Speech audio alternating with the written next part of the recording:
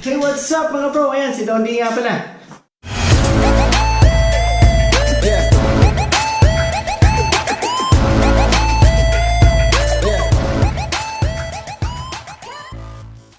Ayan, meron pala tayong gagawing vlog sa araw na to. Meron akong na-vlog before na sapatos. Ito yun, Lebron Witness 3. So far, nagamit natin siya. Okay naman. Kaso, masikip. Size 10 to, size 10. So, masikip siya dito sa part na to. At saka yung pagpasok ng paa mo. So, pag bibili kayo ng Lebron Witness, kung ano yung size ng paa nyo, taasan nyo ng konti. Pwede kayo magtaas ng 1 inch. Half to 1 inch.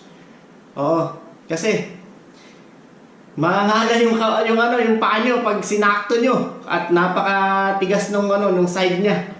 Kasi yung paa ni Lebron parang diretso eh. Padiretso eh. Pahaba. Oo.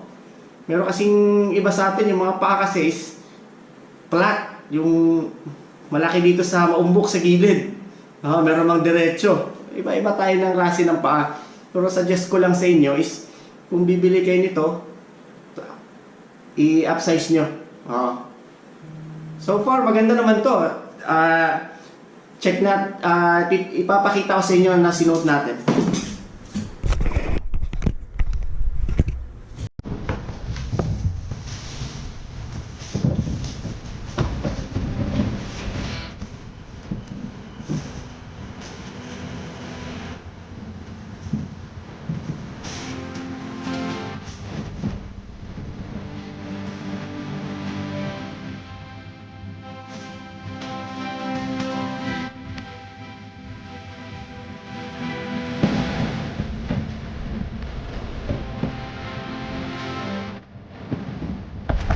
Ayun nga lang, kung sinabi ko sa inyo, medyo masikip yung sa gilid niya.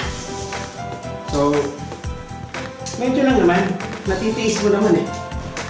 Titiis talaga yan. Pero hindi ito yung isi-share natin sa inyo ngayon. I-share natin to. Kobe Bryant. Size 10. Mamba Focus.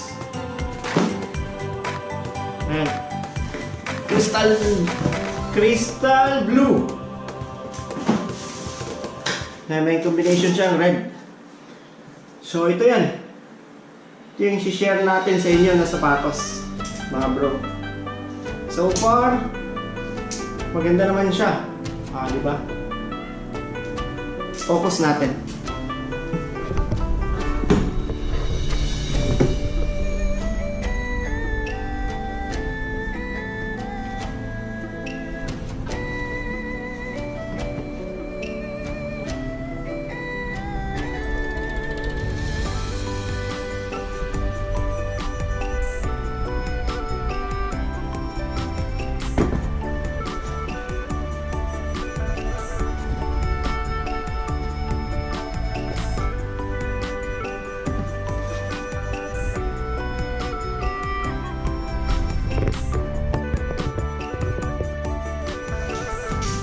So ayan, gagawin naman natin how it feels naman sa paa.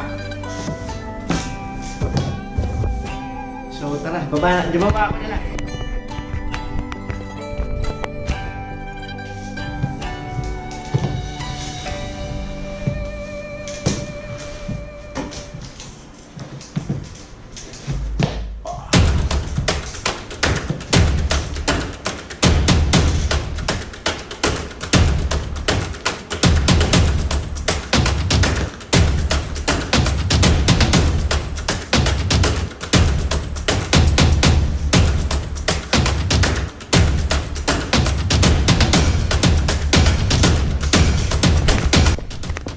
Pagdating sa paa, hindi siya masikip. Hindi tulad nung sa Lebron kanina na sinuot natin na parang puputok yung gilid.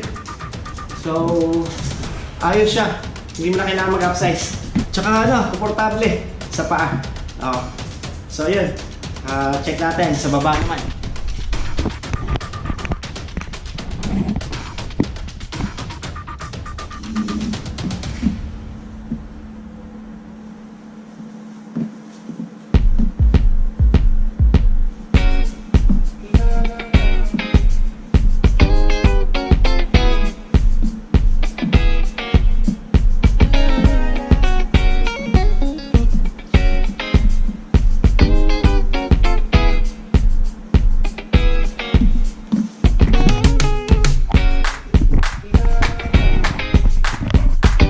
maganda siya, maporma. Oo.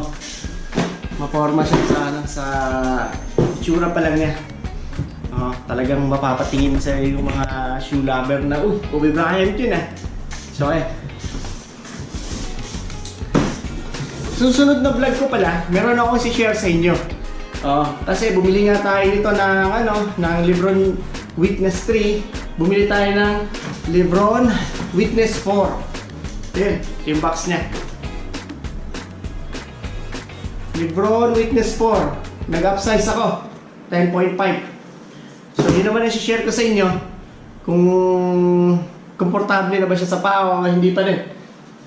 Ayan, so ayan mga bro, maraming salamat sa panunod ng aking vlog. And sa mga hindi pa na-subscribe, pakipindot po na pula sa baba. And i-like and share nyo sa mga presyo. Thank you so much and God bless po.